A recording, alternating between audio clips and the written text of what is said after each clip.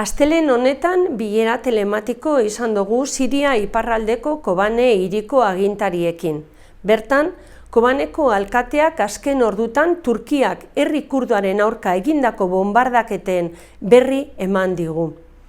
Kobane eta Durangok senidetze hitzarmena sinatu genuen 2017an. Garai ezberdinetan baldin bada, bi herriek ezagutu dugu zer den erasotuak izatea, eta horrek lotura berezi bat sortu du bi herrion artean.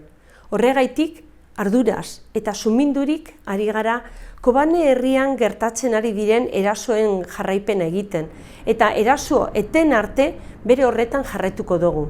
Onartezina da, larunbat gauetik herri kurdua eta bereziki Kobaneko eskualdea jasatzen ari den erasoa. Gaurko bileran, gure babesa helarazi diogu herri kurduari, historian zehar bi herriok ezagutu baitugu zer den modu inskribinatu batean erasotuak izatea. Bakearen eta askatasunaren alde lan egiteko momentua da. Durangotik elkartasun guztia helarazten diogu herri kurduari.